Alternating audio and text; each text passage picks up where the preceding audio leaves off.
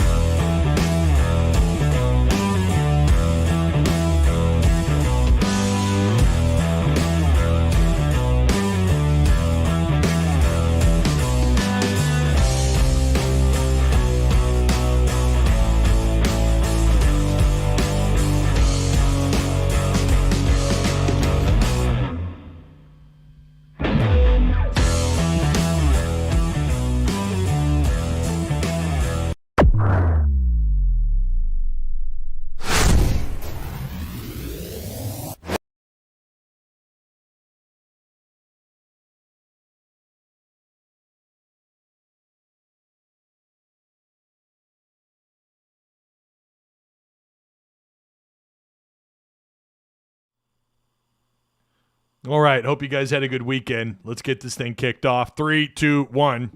Yo, what's going on, Arkansas Razorback fans, SEC fans everywhere? Welcome to the one and only Pink Trail Network YouTube channel. Hope you guys are doing well. I hope you've hope you got to feeling better after what we just saw Saturday. No, I don't think the score was reflective of what actually happened, but at the same time, it kind of feels like it was. It kind of feels like, well, maybe it was actually, because you had an uphill battle to deal with all sorts of different things, injuries, SEC officiating, the same stuff that you're hearing and reading everywhere, and I think that's all valid and true. Play calling could have been a lot better, especially on defense. I'm not understanding the let's fire Sam Pittman rhetoric. I'm not understanding that. And I have heard people say Kendall needs to take his offense elsewhere where it works. Arkansas has like the top 10 rushing offense and top 25 offense in the country. So I don't know that I even understand that. Could they have put some more points on the board Saturday? Yeah. And does it feel like they kind of got screwed out of some of those points? Yeah. But did they do a lot of that to themselves? Yeah. Play calling, first and third down play calling, you'll get no gripe out of me. I do think the first and third down play calling could have been a lot better, but I've been talking about that, guys, all year long. I've been sitting here telling people first and third down play calling has got to get better. And you just got exploited against Auburn, who statistically pretty vanilla, middle-of-the-road defense overall for the most part, but they do have some talent, and they did a pretty good job. I don't understand. I'm going to go back to the putting KJ in the back of his own end zone, trying to throw the ball after just giving up a sack. I don't know. I don't understand. On third down and long, you're calling a play that has your most likelihood of getting a first down from a receiver at the line of scrimmage. You're gonna throw the ball to the line of scrimmage and hope that guy. I don't care if that's the only guy that I'd feel comfortable throwing the ball to out in the flats and hoping they can go. What was the yardage? 9, 10, 11 yards. The only guy I would trust to do that would probably named Dare McFadden, and he's like 34 now. Don't think he could do that, nor does he have any eligibility left. Maybe Peyton Hillis. Remember how good he was as a someone who can catch the ball out of the backfield? Maybe a Ronnie Wingo dump-off throw Maybe Wingo could do it. He was pretty good out of the backfield too, catching the ball. I always thought maybe he should have played tight end. But yeah, I we could sit here and talk about the individual little things here and there that amounted and became big things. Nathan Perotti claims he lost the ball in that punt return in the sun. Really hard to fault anybody if that was the case. I will say, how many times have you seen a punt returner make that, be able to field the ball with the sun in their eyes? I've never done it, so I can't speak to it. But I have seen plenty of players be able to field that ball. But I'm not going to fault anybody. If that's what he's saying was the case, then that was the case. There's a lot of things that just, it's a head scratcher. It's a head scratcher. What's funny is, again, the score in terms of where Auburn is as a team and where Ole Miss is as a team compared to Arkansas, they're next door neighbors. They really are. Arkansas, we talked about that against Ole Miss coming out of that game. One play, one thing goes your way, you win that game. And you had a series of those things happen. Any one of those things go your way, the odds increase greatly that you probably win that game. So yeah, okay, show's over. All right, nice to see you. We'll talk to you. No, just kidding. Just kidding. We still got a lot to talk about. Did you guys see Hunter Henry scored for the third consecutive week for the Patriots? He's not putting up a ton of numbers, but I think he caught the ball 3 or 4 times, but he had a score. Not super productive as a fantasy football tight end, but you get a guy scoring. I mean, depending on what kind of league you're in, that's not too bad. So yeah. Sponsors, again, you guys know the deal. Direct Service Overhead, they provide service for you in Northwest Arkansas and a lot of the state. They cover a lot of the state down in Central Arkansas. They will repair and or replace your garage door. If you mention the Pig Trail sent you, that Ty Hudson sent you your way. Again, it doesn't have to be for you. Maybe you know a contractor. Maybe you know a neighbor who's got a messed up garage door. Give these guys a call. Tell them Ty sent you. You'll get an additional 10% off. You can check them out and all they have to offer on their website that's provided for you down below in the description box. So, yeah. Stated Apparel, who sell the softest shirts made right here in the state of Arkansas. You're going to be down in Little Rock this weekend. Go stop by their store located in downtown Benton. And, again, I think their discount also is still upheld. 10% off if you mention Ty Rocks, I guess. That's what it was on the website. Just go in the store, tell them Ty sent you. But again, their brick-and-mortar store is located in the downtown Benton area, which is not too far from Little Rock. For some people, it's on the way. So why not? Stop by. Put them in the Google. Put them in your Google Maps, stated, and then go check out their store. They sell native and Southern Marsh clothing brands also. And again, all their shirts are made right here in the state of Arkansas. Support local businesses. That's the only sponsors I really want to take on. I have no control, by the way. I'm surprised more people don't complain about the ads that run over the live streams. Even if the channel wasn't monetized, they're going to run those ads, so I might as well make $1 or $2 off those ads. I mean, yeah, is what it is. By the way, my prediction was 32-28. It went the other way around and then some for Auburn. I think I knew Arkansas was in trouble in that game when their opening drive, Bo Nix went 5 for 5 for 72 yards and a touchdown. That's when I knew, oh boy. Uh-oh. Arkansas's in trouble. I agree with people. I really don't understand why Hudson Clark gets the amount of playing time that he does. We know that Ladarius Bishop nursing an injury. So Hudson Clark's your guy. I don't know why you don't have Devin Bush, Johnson. I don't know why anybody else. Look, I mean, he's a rangy, pretty decent zone coverage corner. But when they're in man coverage, Hudson Clark is a liability. We see that week in and week out. Hell, he's been burned in zone this year. So I don't know, man. Maybe they just don't have any faith in the guys behind Hudson Clark or Ladarius Bishop for that matter, and they're just kind of rolling out what they got. It's kind of what it feels like. That's not a good sign. That's not a good sign. So, yeah. We didn't see Trey Knox play tight end, but we did see Hudson Henry What do you end up with? 2-3 catches? We'll go over the numbers here in a second. But it's good to see him. It's good to see him making being out there, being involved. No more 11 a.m. kickoffs. Sam Pittman is now, 0 for 6 on 11 a.m. kickoffs?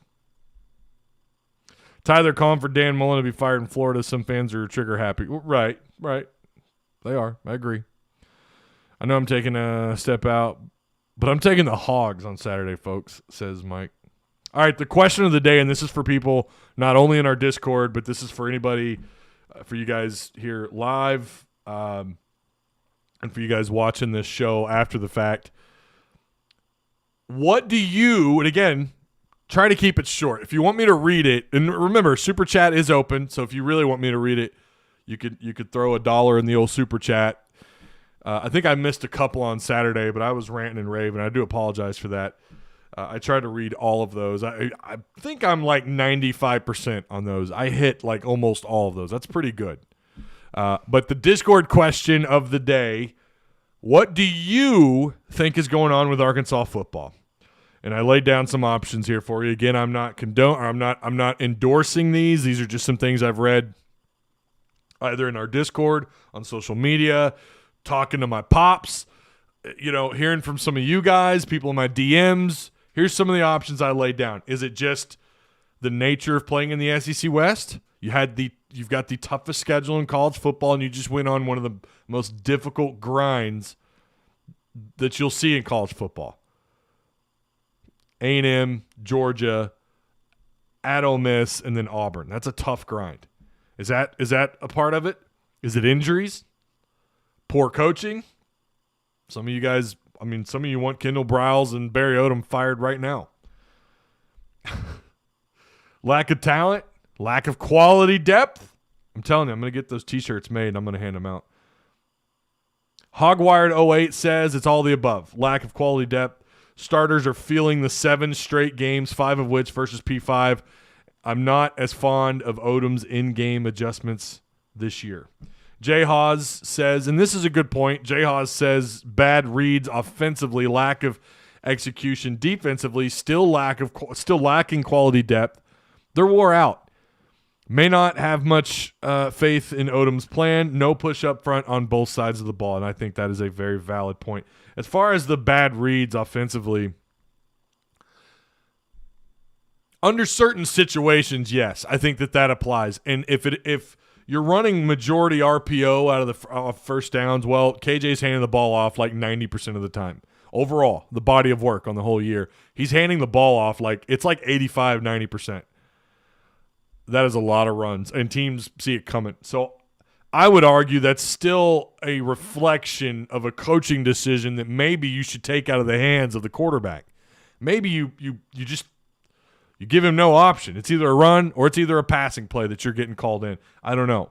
That's still a reflection to me of you're giving the quarterback, and I understand they want to establish the run early. I get that, and that's a part of what Kendall does. But it's gotten to the point where it's putting you in these second, and now you've got to get a big chunk of those yards on second down so you could set up third and manageable third. What I consider manageable is like 3rd and 3. For a while, I thought 3rd and 5 would be manageable considering how easy it was for Arkansas to run on opponents. But they're figuring it out. They're starting to figure it out that, okay, well, they're a power run. They're going to do what they can. And Arkansas has still been successful on the ground, by the way. But you need to put yourself at 3rd, and what's manageable now for this offense is, 3rd and 2, 3rd and 1, 3rd and 2, 3rd and short is manageable for this offense, but should be. Especially when Sports Illustrated says that Ricky Stromberg's the number 1 center, or what they have him at, number 2 center, going to be taken in the first round. We got an update on that. Pro Football Focus actually put out their top 10 players at each position. So this is interesting. We're going to go over that here in just a second. David Dixon, I'm not reading this, man. I asked you guys to keep it short, and David writes like a story. I'm not reading this whole thing, but he has a valid point here. Toughest schedule in football combined with all the reasons you stated. I'm not going as far to say we've had poor coaching. Looking at the big picture, this staff has done an unbelievable job. I would agree with that for the most part in terms of what the staff has done, but defensively we're seeing exactly what happened a year ago where you're at the halfway point and the defense just collapses. Is that a reflection of coaching or just depth or injuries, whatever? I don't know. But Arkansas has done this now 2 years in a row. Eagle says, I think it's a mix of all of that except talent. And we do have pretty decent talent as we have seen flashes of it. I think this stretch has just been crazy difficult and simply wore them out. Big man Ross says, I agree with everything except talent. I believe we have the talent, but it's the SEC West, the best. But it's the SEC West, the best, and I repeat, the best conference. God, that's hard to try saying that 10 times fast. Out there besides Georgia and hardest, but it takes time for a new coach to get the players he needs and wants in here. With that said, go Hogs. I mean, I agree with some of that. I don't know that I agree with all of it because, I mean, Harsin is a year one coach. I get that Auburn doesn't have the deficiencies in terms of talent, but you do have a new staff that's come in, and I mean, what's their record now? And they've got to play the same schedule. And also, LSU is probably the most banged up team, and their coach is now out. By the way, breaking news. I don't know how all four of you hiding under a rock if you're unaware, but well, that's not fair. Some people just aren't on Twitter, and they kind of turn their phones off on Sunday. But Ed Orgeron has agreed with the University of Louisiana State. Go Tiger. Go blah, blah, blah, blah, go Tiger. He's done after 2021. He's stepping down. I don't know who their next coach is going to be. I have no idea. Do they make an effort to go after Kiffin? I think they'd be crazy not to try. But boy, that's hard to do year two. It is Lane Kiffin after all. Long Shot says in our Discord, again responding to the question, he says pretty much spot on top to bottom. They have to get better, but since you only have limited spots, not all problems can be fixed overnight. I mean, they've had more than a night to kind of get some things corrected. And I was talking with someone before the live show, and I said, I've backed off my 8-win total. I've backed off that. Now I'm somewhere between, I'm somewhere between 6 and 7 wins. If that happens, let's say you finish 6-6, how many SEC wins is that? How many SEC wins did you have a year ago, right? I mean, you still have to put things in perspective. I thought they're the better team against Ole Miss. I think they're as good or better than Auburn. Georgia was clearly the only game that was out of reach for Arkansas. Everyone's out of reach for Georgia. And then finally, Austin BF says, we have talent, yes, but we don't have the depth of talent. Our 2s and 3s are nowhere near the level of our 1s in most spots, and it shows. I agree with that. As for the Catalan, someone made a comment about Catalan. Where is it? Where is it? Something about the difference between, here it is. Azazian on Absurdity says the gap between Catalan and quote unquote next guy is huge and got exploited immensely last Saturday. Shaking my head. Well, here's the thing. The gap would be huge between Catalan and just about everybody in college football that plays safety. Slusher has, if some of you guys may not be aware, they have not had Slusher at any one spot since spring camp. They have worked him out at corner, at nickel, at strong and free, at both the safety, well, technically all three of the safety spots. They haven't just had him at one spot. By the way, Slusher has the talent to be a pretty damn good safety. Didn't have a great game, but I thought he did okay. Made that what could have been a big play. He stopped it with a nice solo tackle. I think he tied the team in solo tackles on Saturday. I think it's unfair to compare anybody to Catalan. You see how important he is to the back end of the defense. But I get what Azazian's saying. But I think that would be the case for anybody. Just for anyone who thinks otherwise, that Slusher's this terrible player. I don't know that I'm buying in that he's a terrible player, and I have seen that said. But I think Slusher's capable, and he's also a true sophomore, but he needs reps if he's going to be the backup behind Catalan. Now, maybe since the beginning of the season they started putting him there, but even Sam Pittman said in fall camp, he said that we've had Slusher in a number of different positions in the secondary. And remember what they said about Ladarius Bishop. They did the same thing with him. They tried him out at nickel, all the safety spots, the other corner spot, mostly flipped him around between the two corner spots. And finally they nailed him down at that one position and they kept him there. What did he do? He won out the job after they kept him there. I think they need to do the same thing with Slusher. Again, I'm not saying Slusher's going to be an All-American. I know that I have seen him make plays with what limited amount of time he's been on the field. Thought he made a couple of nice, really, really good stops, really nice solo tackles. He may get beat from time to time, but guys, everyone gets beat. My God. I mean, everyone gets beat. It happens. The biggest play in football generally happens on a safety or a corner. I mean, that's the reality of the world, right? The reality of football. Hey, Ty, what's going on? How you doing? Eagle, how you doing, man? Big Donnelly would rather him let it drop than a fumble inside the 10. Tarl McKinney says Wingo wheel route was unstoppable. Hopefully his younger brother comes here. Yeah, he's got a little brother in St. Louis, right? Somewhere north of here in meth country. I'm sorry, in Missouri country. You going to any football games this season? I get asked that quite a bit. Maybe the Mizzou game, but I'm not going to lie. My office is right here. Everything I need is right here. It's nice to be able to have everything right where I need it. Trey Biddy can conquer the walk and talk world. I'm not, I don't mind going live at the stadium, but now you're reliant on stadium Wi-Fi. You're reliant on T-Mobile, who's my cell provider. Here, I'm not going to lie. I'm going to have to knock on wood, but since I made the switch to Ozarks Go fiber optic, it's been pretty damn good. I've not had a single show have to be canceled because of bad internet. Maybe one time we had some issues. Mr. Runner says, breaking. Arkansas's bye for Saturday, October 30th is scheduled for 11 o'clock.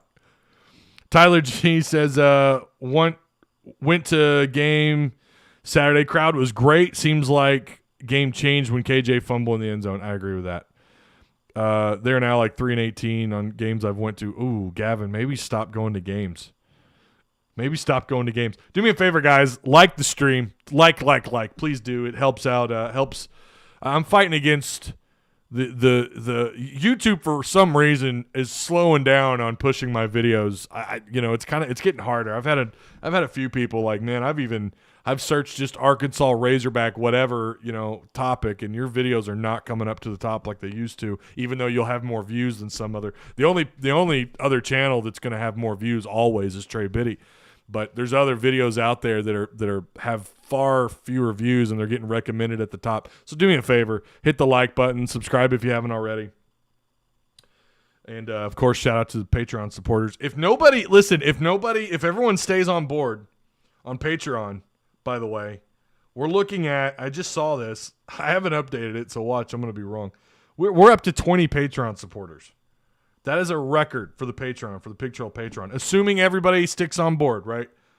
When the transaction goes through. So that's huge. That's awesome. I think it's a combination of lack of quality depth still and a rough stretch in the schedule. Patrick Champion, I think that is dead on. You're starting to see, you've got Utzi who's out, Dalton Wagner out on the offensive line, Catalan's out for the year. By the way, he's getting work done on his shoulder. Probably going to get work done on his hand, although I don't know if they just let that naturally heal. I don't know anything about broken hands or fingers for that matter. Had some odd injuries this year. Ladarius Bishop, who's I guess going to be limited from this point on. Monteric Brown was hobbled up last weekend. We saw him give up a big play. Starting to drop like flies, and that it's showing that your twos, your quality depth. Remember, we talk about it all the time. T-shirts are going to get made. Bumper stickers are going to get printed. It's going to happen. Ty, what's up? My apologies for being so critical Saturday. Michael, I didn't even see it. I'm still trying to put the post-traumatic stress of Morris. But Arkansas has to recruit better, period. Yeah, you're not wrong. And they're going to have to work that transfer portal big time, Michael. Big time. We just need a damn bye week, man. This stretch has been an absolute killer, and injury, says Hog870. Dragon Slayer 1273. They have also realized their fans are letting go. Loss of motivation. Have you seen that Arkansas defense? I mean, when was the last time you saw the Arkansas defense walk around with their shoulders shrugged and their heads down in like the third quarter? Not hustling back to the other side of the line of scrimmage, or, after a play happens, you had guys kind of mosey on back to their position on defense. I don't know. I've not really seen them do that much under Odom. I think we saw that a little bit last year. I thought a lot of it was, man, they were exhausted. They were tired. But I mean, the saying goes though in the SEC that happens to everybody. Again, LSU. Ooh, excuse me. Oh, it's the sugar-free monster. This Ultra Rosa monster. Woo! Zero sugar, but all the burps. But what was I saying? Yeah, everyone else is dealing with the injuries. They're dealing with the fatigue. LSU, you can argue, has the better quality depth. It's probably not a fair comparison, but their coach did just get fired. I mean, he's done, right? Are they going to let go of the rope? I don't know. James Arnold, basketball starts November 9th. Matt Hill, I don't know if I buy into the quality depth thing. All those teams score before any of those guys get tired.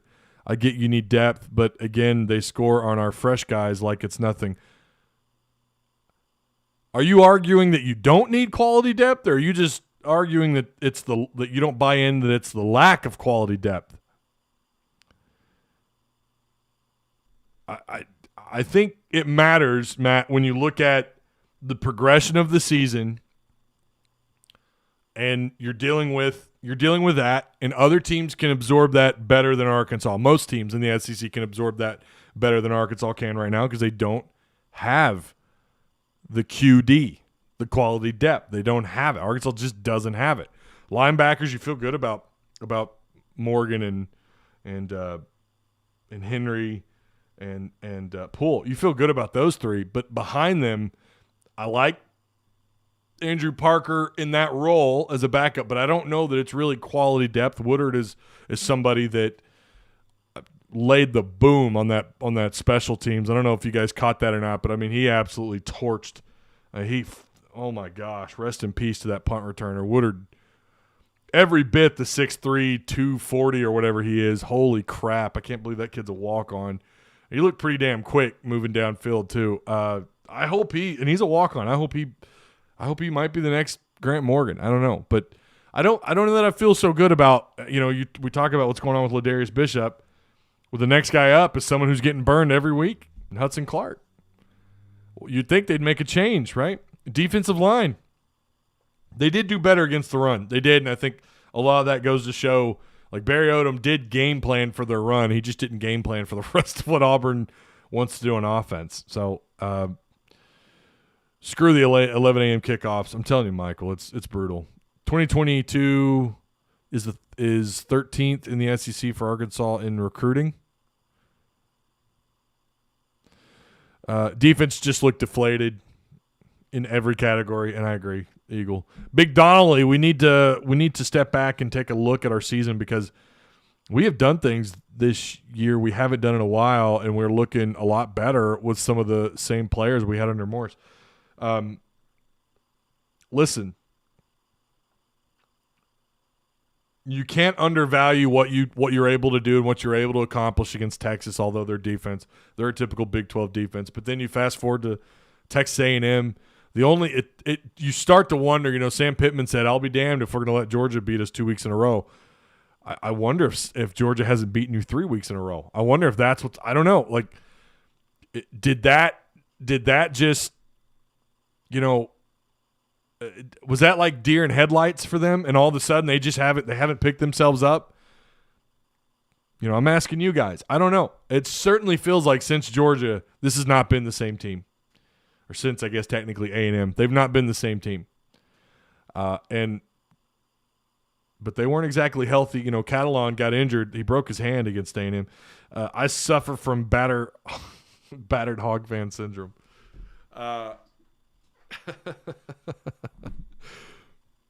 Most people, Gary Judd says, most people picked us to win 6 to maybe 8. I believe you went out on a limb to say 8, says Gary Judd. Oh, here we go. Here comes the Captain Hindsiders. You went out on a limb picking 8, Ty, but I was nowhere to be found after those first 4 games, Ty. Then we complain when they don't win 11. Our defense just needs more depth. They need defense. The defense is wearing out. Gary, where were you when Arkansas went 4-0? Where were you even after Ole Miss when Arkansas, I think most people agree with Arkansas was the better team. They just didn't have some things go their way. I don't understand that. I don't understand why all of a sudden now the hindsiders, it's kind of like last year at the end of the year, you know, or early on in the basketball season when people were like, yeah, I don't know about Sweet 16, Ty. And then they made the Sweet 16 and those people disappeared. Where are you when same place? But you're not here, Gary. You're not speaking up then. You're speaking up now. I didn't go out on a limb. Listen, Gary, here, let me lay it out for you. A year ago, Arkansas was in position to win 6 games with the most difficult schedule in college football. They didn't win them. Fair enough. We know why. Auburn, they got screwed. That's win 4. Mizzou, even though KJ put on a hell of a performance, you had a backup quarterback go on the road and did enough to win the game. And of course, Felipe Franks doesn't play on defense, but I still stand by what I said. I think Franks is a lead. He was a leader on that field, and that was a pretty big blow in terms of what he means to the offense last year in terms of his leadership. Should have won that game. LSU, you had 80% of your starting defensive line out because of COVID. And by the way, we find out later, Bumper Pool was playing with broken ribs, and you were still in position to win 6 games a year ago. And again, I'm telling you why I set up for 8 wins this year. I'm not making excuses for last year. I'm telling you why I set up for 8 wins this year. What happened last year happened. They were good enough to win 6 games with a very subpar offense and a defense that kind of collapsed in the second half of the year. All right? Fast forward to 2021. You have a quarterback who this offense was built for. Treylon Burks, an All-American, possibly a first-round draft pick. A plethora of good, solid, highly recruited young running backs. Treylon Smith. 4 or 5 starting returning players on the offensive line.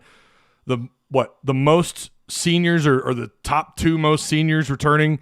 11 super seniors coming back. No, I don't think I went out on a limb. I think I went off what I saw from a year ago on the field. The product on the field was better. You had, I said before the season, they're going to beat Texas. I thought A&M was a coin flip, but I gave that game to A&M. I didn't feel like Mizzou was going to be that much better. I will admit I was wrong about Matt Corral and Ole Miss. I've owned up to that. I owned up to that before we even played him. I thought, look, he's been a lot better than I thought he was. I spoke up. I'm gone. No, I don't think Gary. No, I'm going to have to go back and find you. I doubt it. And by the way, it's pretty easy. I just search your name and I could pull up everything you've ever said. I'm almost positive I've never even seen you before. I mean, that's why I had them at 8-4. And look, after those first 4 games, nobody else was disagreeing with it. Now people are coming out. The Captain Hindsiders are coming out like, yeah, no, I think you were reaching for that a little bit. No, I wasn't. I was going based off of what I saw from a year ago. You were good enough to win 6 games with the hardest schedule possibly in Razorback history when you were gift-wrapped Florida and Georgia on top of already having to play Alabama, LSU, so on and so forth. No, I liked what I saw. And I still think 8-4 is on the table. It's just on the opposite end of a very long table with plenty of splinters. I'll get after a Captain Hindsider. I will. I'll get after them. They're ridiculous. I was here. No, you weren't. Where? And if you were, I completely missed it, but you should have spoke up louder. All caps it. I don't care. At me. At Pig Trail. When you're gonna disagree, if you want to argue a point, feel free to at me. Super chat. I know you probably don't want to donate to the channel, but and it's nothing personal, Gary, or anybody. The only person that really kind of crawled under my skin that was trolling our chat and coming through after those first 4 games and then went on another video and told me that I knew 0 about the defensive line. I talked about that today in Discord. That person I went after was like an alligator, man. Like an alligator. I got a hold of it. I wasn't letting go. Look where they're at. 120th right now in the country in sacks. Do you guys know that? 120th. 1-2-0. Just saying. You got to laugh. If you don't, you'll cry. Ty, thanks for the retweet on Saturday, by the way. Auburn SEC Ref Benevolence Fund meme. Oh, okay. Yeah. Any thoughts on the red-white game? I did not get to watch but like little bits of the second half. I wanted to go, but I just didn't. I probably could have gone, but I'll be honest, I just didn't go. To be honest, I was trying to catch highlights of this game and trying to jot down some more notes. Just had some stuff to get done around the house. I figured, well, I'm going to go back and watch it, and I haven't. I did get to catch a little bit of the second half, and I have read some things on the game. It's hard to take a red-white serious in basketball because it's guys that play against each other on a daily basis, you know. It really is hard. By the way, last year in the red-white scrimmage, Connor Vanover dominated. Dude knocked down, like 4 or 5 threes, was a baller. I mean, that really never transitioned, so it's kind of hard to really take it serious. For me, it's more for the fans. It's more for fun, you know. Now, football's a little different, right? We could have won the Auburn game, really. Refs screwed us on a fumble and on a PI. That wasn't PI, and Treylon held on the slant. Yeah, and we talked about that in the postgame. That was clearly pass interference, and I've not seen anyone yet argue against that. You cannot wrap up a receiver before you have to allow the receiver to make a play on the ball. And the receiver clearly had made contact and had, in fact, reached around and was making contact with Treylon Burks, which was off a slant route. And that route is, in that situation, will draw PI calls. You see that all the time in the NFL, college, hell, even high school. They'll call that. You can't make contact so many yards, especially so many yards off the ball. And Burks clearly was in the end zone, X amount of yards from the line of scrimmage. You know, it's just like you can't tug on a guy in the back of the end zone. They'll call PI. It's the same thing when you're several yards, end zone's 8 yards deep. He was half that distance from, not even just from the line of scrimmage, but just from the starting point of the end zone. So, yeah, he was several yards off the ball or off the line of scrimmage. And there was clearly pass interference. Should have been Arkansas's ball again. Should have gotten another opportunity, and they didn't. The PI on Monteric Brown was nonsense. The PI on Hudson Clark was there was contact, but it was a uncatchable ball. And again, Auburn has Auburn privilege, and I don't know why. I have no idea why. They weren't ranked. They're not Alabama. Hell, they're not even LSU. And they haven't been for a long time. And here we are talking about Auburn having this kind of privilege still in the SEC. I mean, there's a long history between Arkansas and Auburn and them getting the benefit of the doubt on on a lot of calls, on obvious calls. It's not to say that Arkansas hasn't. Sure they have. It's just,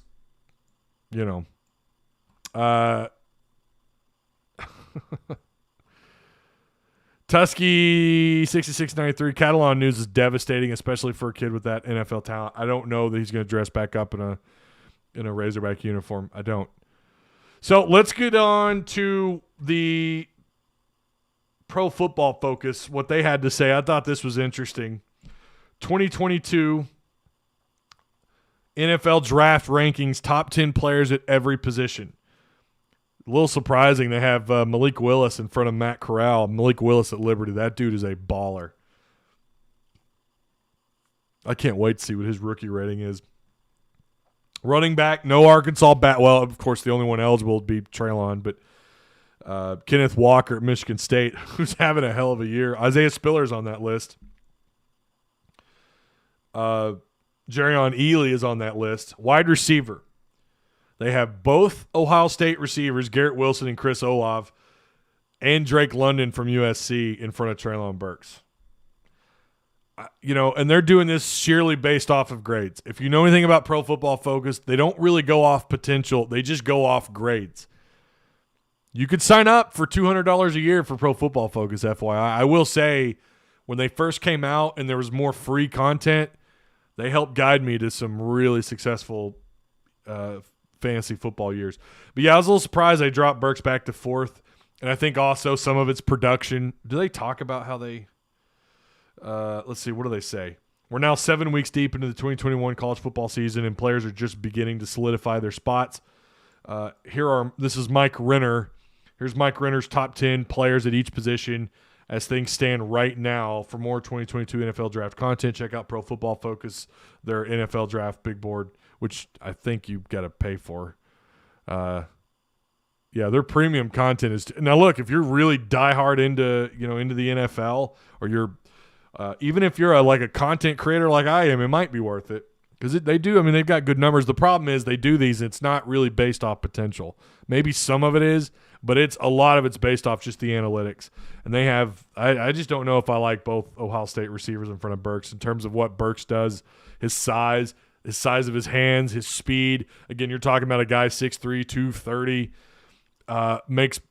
He adjusts so well to the ball when he could go up and grab 50-50 balls. In fact, I think he's like 60-70% on 50-50 jump balls.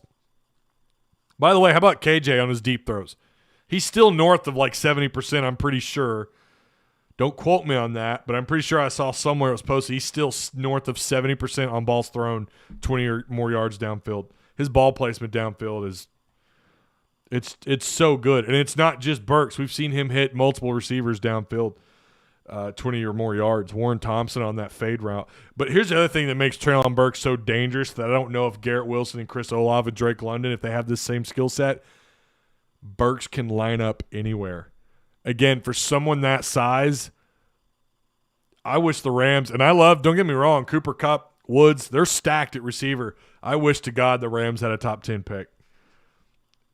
I shouldn't say, as a real Ram fan, I know what they really need to draft, but I would just be so tempted if I were the Rams front office to not take a shot at Treylon Burks. I mean, he's it. I've seen him projected to the Ravens. Top 10 tight ends, Trey McBride from Colorado State, number 1. Isaiah Likely, who has been phenomenal this year at Coastal Carolina. And then Jalen Whittemire, who I really thought would be up near at least the second spot, but he's at number 3. Myron Cunningham doesn't make the offensive tackle list for them. Evan Neal's at number 1 from Alabama. Interior offensive line, no Ricky Stromberg. Again, this is their top 10, and this is just their interior offensive lineman, no Stromberg. Tyler Lindenbaum at Iowa. And in fact, how many SEC players do they have at the tackle? They've got 1, 2, 3. Okay, they got 3. And they're all 3 at the top. 1, 2, 3. Evan Neal, Kenyon Green at Texas A&M, and Charles Cross at Mississippi State. Cross is like a redshirt sophomore, isn't he? Isn't he a younger player? And then on interior offensive lineman, the only SEC player they have right now is Kentucky. So you're going to be shocked, but 0 defensive linemen from Arkansas. 0. Jordan Davis, the number 1 interior defensive tackle. And then they have DeMarvin Leal from A&M. Linebacker, no Razorbacks, but I mean that's not surprising. Cornerback, no Mo Brown. I'm not shocked that Mo's not there. But then at safety, Jalen Catalon comes in at number 5. So 2 Razorbacks right now. It looks like they have in the top 10 at their respective positions. So,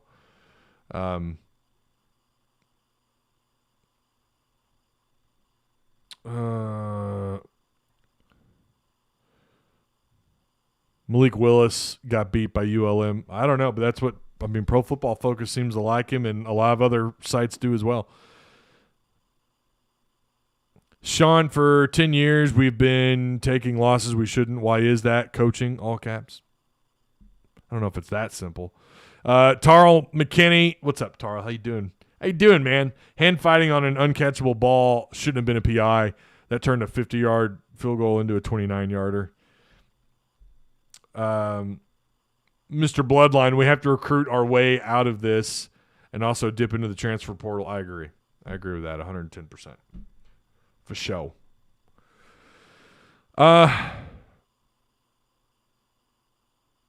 So I guess someone's already calling for Pittman. David Elam says, I guess he's responding to somebody in chat, but no, but he will be fired if this continues to happen. There is a reason he was hired, and it's not that nobody wanted the job. U of A didn't want to pay for a proven winner.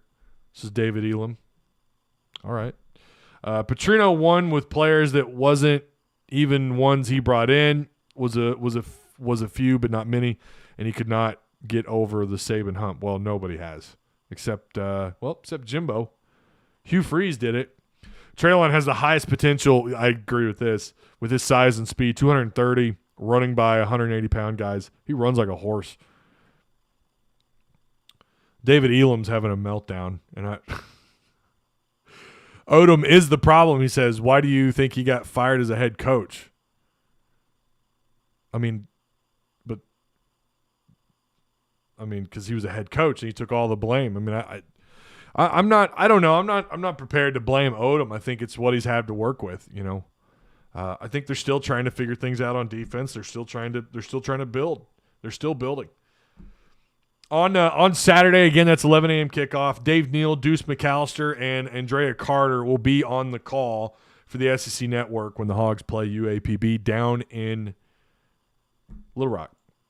So, taking another look at this game, as painful as it is, Hogs obviously drop out of the top 25. I don't think anybody expected them coming off a 3-game losing streak. By the way, you lost to Georgia 37-0, at Ole Miss 52-51, and then at home to Auburn 38-23, giving up way too many points. Offense not showing up at all against Georgia. Most of that's because of Georgia, because of that crowd and the hostile environment, but the offense could not respond. Auburn, it was just a mixed bag. I mean, it really was. I don't know how else to put it. It was a mixed bag of different things that went down on the field. Bo Nix, who typically is not a very accurate passer, this cat threw for 80% against Arkansas, 21-26, 292 yards, 2 touchdowns with a pick. I think this is his highest QBR of the year, I believe. I think it is an SEC play, but they have him at 97.3. The forefront did its job against Auburn's run game. Tank Bigsby had 18 carries for just 68 yards, 1 touchdown. His longest run from the line of scrimmage was 17 yards. Bo Nix was able to scramble loose a little bit, 5 carries, 42 yards, and a touchdown. Jacquez Hunter, who came into this game averaging north of 9 yards a carry, almost 10 yards a carry, had 10 carries for 27 yards. His longest run from the line of scrimmage was 8 yards. Auburn receiving, Shedrick Jackson would lead receptions. He had 5 catches for 61 yards, but it would be Javarius Johnson with 1 catch for 39 yards and a touchdown, and Demetrius Robertson, who had 2 catches for 81 yards and a touchdown. Oh, boy. Just not good. Did you see Zacoby McClain? Did you see his numbers? This dude had 9 solo tackles, 2 pass breakups, and 15 tackles. Those are the kind of numbers that Bumper Pool and Grant Morgan were getting week in and week out last year. McClain had a ball game for them.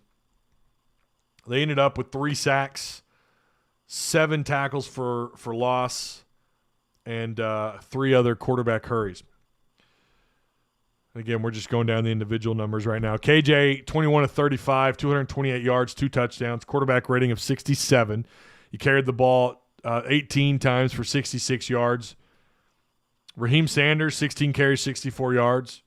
Traylon Smith, 10 carries, 48 yards. Dominic Johnson, 6 carries, 42 yards.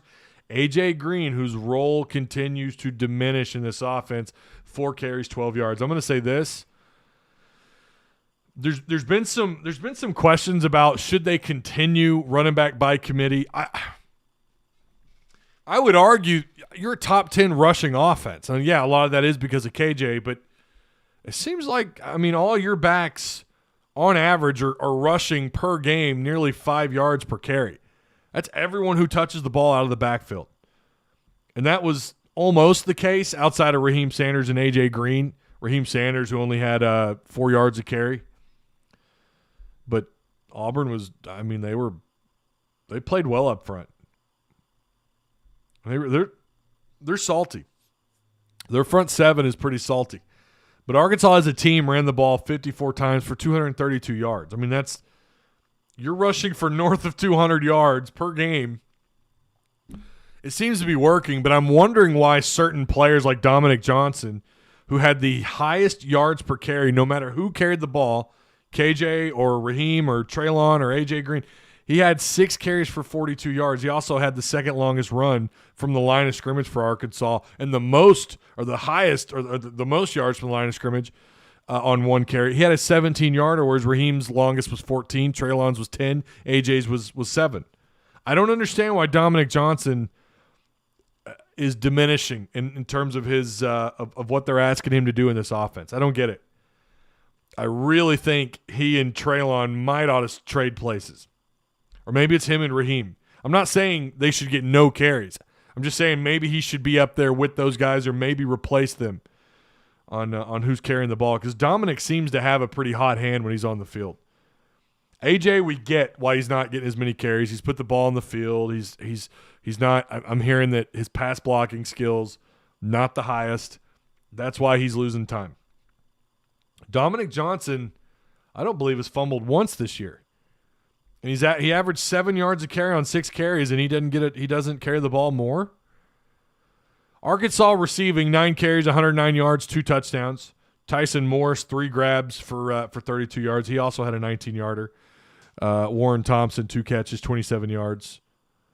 Hudson Henry it was 2 catches, not 3. 2 catches for 22 yards. Blake Curran caught the ball for 16. So your tight ends combined caught 3 balls. Dominic Johnson, again, here we go, 2 catches, 16 yards.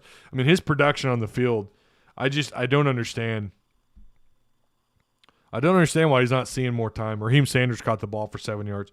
Katron Jackson had 1 catch, -1. We've talked about that being on a 3rd down, throwing to him at the line of scrimmage made no sense. Now, I'm not putting that on KJ. Those were the routes that were given to him. He had to take what he could get. Arkansas. Golly, I can't let it go. I can't let it go. 0 sacks, 0 quarterback hurries, 3 tackles for loss.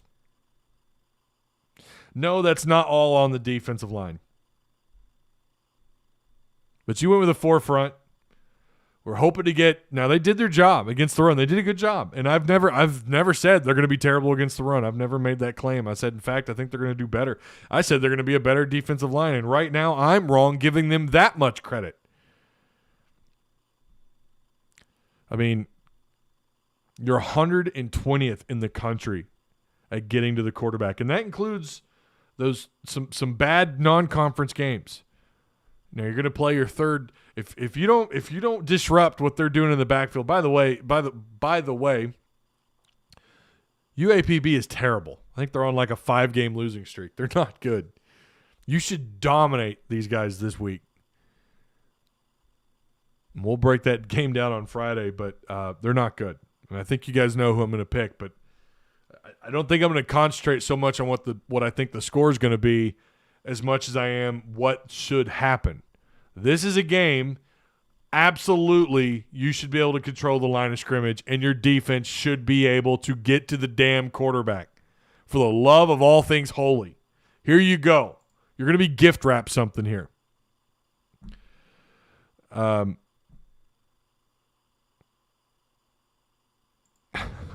Golly, David Elam is going, man. Told you, Pig Trail, we got 0 pressure against Auburn. I don't know if you said that or not. Did you say that? I don't know. Pass rusher has to be a priority in the portal. I agree. I think our D-line is hobbled as well. Well, we know that they're without Utsi and they lost Dorian Gerald, sure. But, I mean, they're rotating, even without those guys, they're rotating about 8 players on the defensive line. They just don't have it. They don't have the horses up front, just like what I said in preseason. That's what I'm concerned about. Zach Williams needs to be opposite to Trey, give up a little size, but if we're running a 4-man front, then it's possible. Some talent and size at edge along the entire defensive line will fix pass rush issues. Well, I mean, yeah, talent. I mean, but it feels to me like if they could get – look, Ridgeway has an opportunity to come back, and I like how well that guy moves for his size. I just wish we could get that more consistently and more often.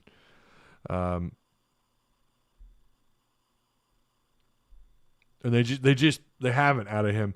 Trey Williams, I am starting to wonder if Trey's playing with some injuries. I am starting to wonder what's going on there with him. So total team stats, again, Arkansas outgains Auburn 460 yards of offense to 427.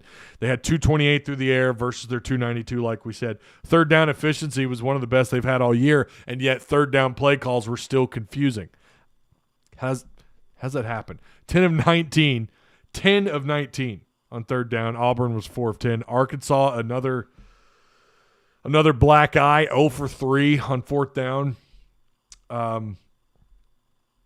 232 yards to their 135 on the ground. You had fewer penalties. I mean, they've done a good job, and one thing you got to give Pittman credit for. They've done a good job cleaning that up. I mean, they're not. We didn't see a 10-12 penalty kind of game. So again, I'm not willing to put this all on anybody. I think it's pretty big chunks here and there of where you could put blame, right? Officiating and injuries and schedule and coaching and individual effort by some players, sure. But Saturday, I think, was kind of – it just seems like it's becoming a perfect storm in those scenarios where everything builds up and right there it all is, right? Thunderstorms, tornado, you name it. It all kind of comes together. And Arkansas, you feel like, can shore up some of those issues with some better quality depth, right? A little bit better play calling on first and third down. Again, your first downs, if you're going to have third downs, my God, maybe the game plan should just be let's just avoid third downs altogether. But your first down sets up your third down, and what you do on first down sets up your third down if you're going to have third downs. We saw them convert on one drive. I think they converted like 2 third and longs. I think they were both KJ throws, if I remember right. I stand by what I said with dropping back in the end zone. I just don't understand that.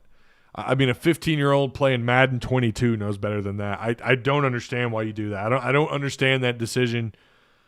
You get sacked, and now you give up 2 sacks in a row, and you risk, obviously, the safety or the touchdown, which we saw what happened. And I don't know why you don't go power run or just line up under the center and just try to get a couple of positive yards. And now instead of your quarterback getting sacked and losing the ball, at least you're punting. I'd rather punt from the back of my end zone than have my quarterback back there trying to make something happen on third and long. And the rest is kind of history. TJ Stovall, the coaching was less than adequate. Yeah. Jason Watkins says, I've been living through Arkansas heartbreak after heartbreak since Clint's fumble against Tennessee. Poor Hart can't take much more. Yeah, I remember seeing that. And I remember my dad, it was me, my dad, and our friend Gene that were watching that game, and we all just, our jaws hit the floor. Can you answer my question? What'd you ask? I gotta scroll up. I don't know what you asked. They need to use AJ Green like a Tyreek Hill. He's got the speed. Oh, well, Bulldog, it's got to be, you got to spell it out to the whole name at Pig Trail Network, just at PTN. I won't see it.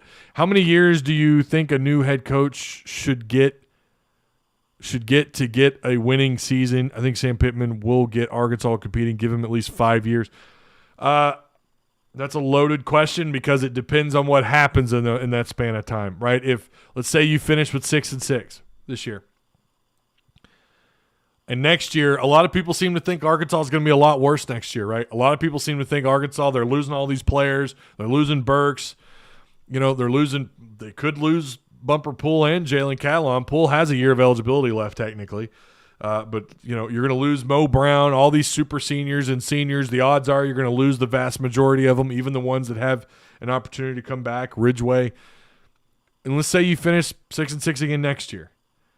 Now his seat starts to warm up. And I know now saying that people are going to say, well, that's crazy. No, hold on. Look at what Chad Morris did, blah, blah, blah.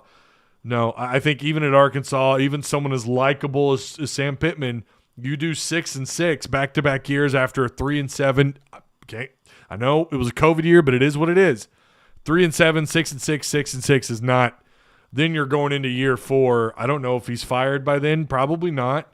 I would guess. Hunter Yurchek really likes him. I think Little Rock, the board, I think everyone really likes Sam Pittman. But then all of a sudden it sets you up for year 4 where he has to find success. And he has to take that big step. But it's just too complicated of a question. So many different things could happen. I'm probably going to take fire for saying what I said, but I don't think it's out of the realm of possibilities. I mean, coaches have been fired for less at schools that have no business firing coaches for less. I mean, you know, it's different than what it used to be, right? 10, 15, 20 years ago, you know, you gave a coach a little bit more time. These days, that's not the case. And again, I know Sam Pittman's likable, and I'm not here saying he should be fired. I think right now, I still think he's ahead of where we thought he would be. I don't know what that doesn't necessarily mean that translates to more wins this year. I don't know. But you can't overlook what he did last year, again, being in position to win 6 games, being in position. I think you were better than Ole Miss.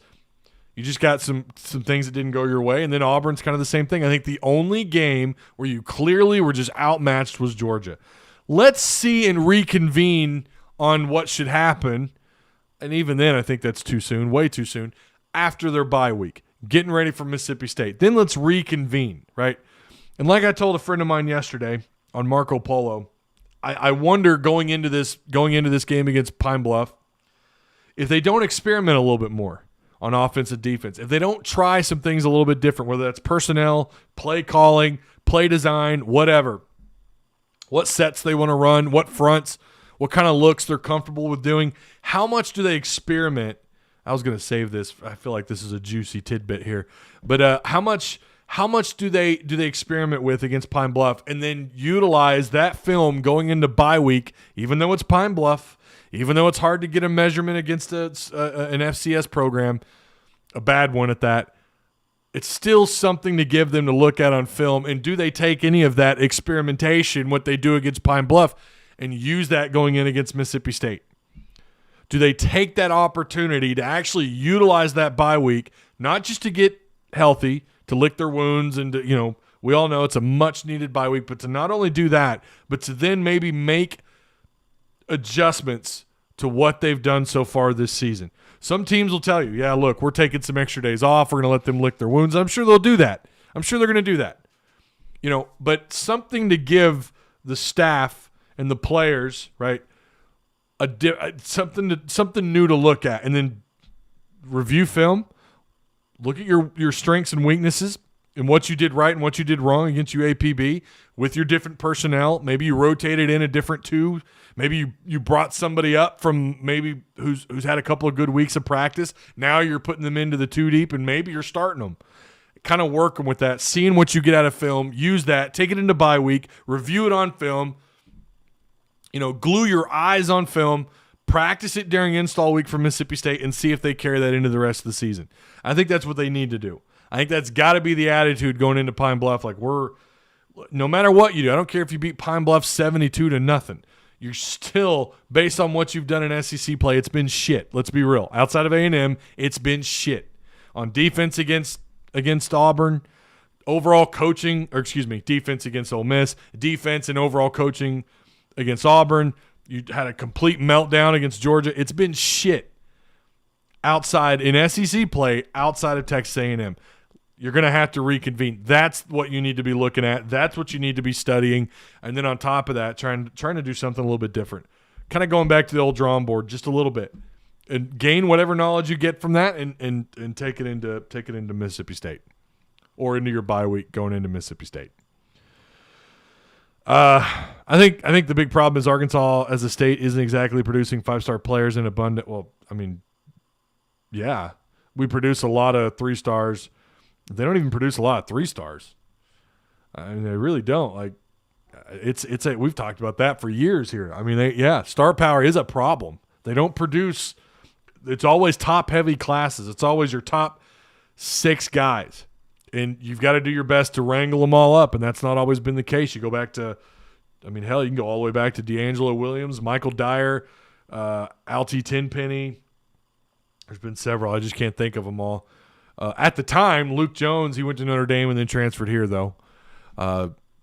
So we'll see what happens there. But there's been all kind. I mean, you've got to be able to wrangle up your top 10.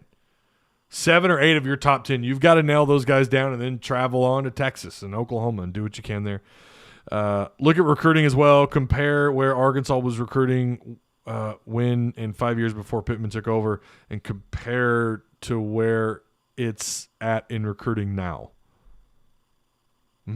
Yeah. If we don't smoke you, APB, man, they better hang it up this year. No.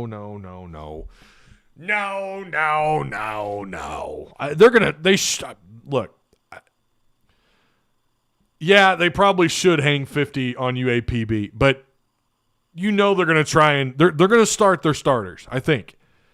You got to take everyone, you got to take every week serious. You're preparing for that opponent. You should, as though they're as good as you or better. Maybe just always look at them as being better than you. That'd be my attitude. They're better than me. I need to be well prepared. You're going to play your starters. But they're going to get what they'll do. They'll get 3 or 4 score lead going into the half probably, and they're going to play their B team, and you might give up some points. The second and third string offense and defense, they're going to struggle to score, and they're going to give up some points. That could happen. I don't think it's as easy as just saying, they better blow them out or whatever. No, I mean, we're going to have to look at what they do, put it under a microscope, and try not to overreact too much. Too much, right? Too much.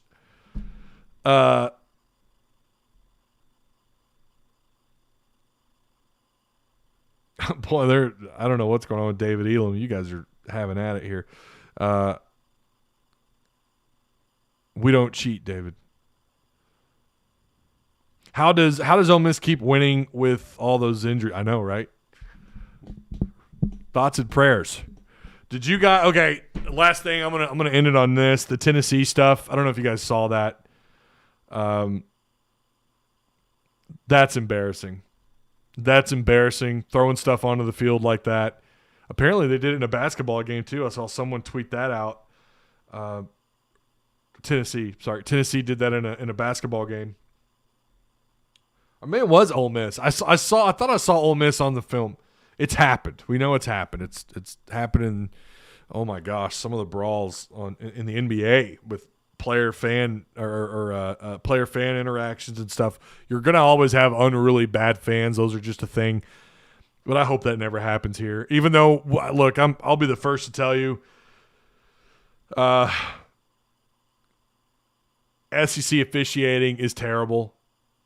It's so sad that it's gotten to the point that it is what it is. We all acknowledge it. Every talking head in the country acknowledges it. Except Greg Sankey, except the people at the front office for the SEC. And you wonder how you got to that point between Tennessee and Ole Miss. Of course, there's that Lane Kiffin beef with Tennessee and fans not liking him and so on and so forth. But there are other elements for sure. And I think he even kind of taunted fans a little bit there towards the end. It looked like. I've only seen the video once, but it looked like he was kind of taunting fans. But it's so sad to see the SEC, to see Greg Sankey come out against the fans so quickly, and yet he will not address the obvious situation that everyone else in the world gets, and that's how bad SEC officiating is. He's so quick to point out, fans being bad, and they were. Tennessee, there's no excuse. Tennessee fans are Tennessee fans. That's nothing new, right? They shouldn't have done what they did. That's no excuse. But it's sad to me that Greg Sankey will not acknowledge how atrocious his officials are. And it's just really unfortunate. It's really unfortunate. Ty, talk about what you saw in Sam Pittman's demeanor post-game. Great take. Yeah, he looked, and I think several people have talked about this. That is the most defeated I've ever seen Sam Pittman look. You could tell he's got it in his eyes. He's not sure. I think he's a little bit surprised, and at the same time, he's just disappointed. I think he's probably disappointed in himself, probably his coaching staff. We're going to find out here in just a little bit what he has to say. That's going to be a very interesting conversation that he has with the media, and I hope they ask him the hard questions. I love Sam Pittman like everybody else. I do. I think he's a guy I would definitely love to just sit down and talk about him growing up in East Oklahoma, which I've been to Grove, Oklahoma many times. Been down to the River Valley many times. Love to. He just seems like a guy that, man, he tells you what's on his mind. Like I've said before, nobody says what they mean anymore. I kind of feel like he does. But he's like a gentle giant. And he's easy to like, and I do. But I hope they ask him the hard questions today. He looks defeated. He kind of looks wore out to me. I think the staff wants to go into this bye week as badly as the players. I mean, when you compare injuries to just the mental fortitude, I mean, anybody you'd struggle with this, right? You'd struggle with what's going on. They need to reassess what they're doing. And they need to get into the bye week, lick their wounds, and again, make whatever adjustments they need to make for the rest of the season. It gets easier, but at the same time, you still got Bama. You got at LSU. You still got, Mississippi State, you don't want to overlook them. Mizzou, yeah, they look like a dumpster fire, but they've got a win streak on you. I mean, they beat you a year ago. Fortunately, you have them at home. Did Arkansas basketball already have? Yeah, they did on Sunday. But I'm told only Arkansas fans complain about the refs when we lose tie. I know, right? No, that is not the case.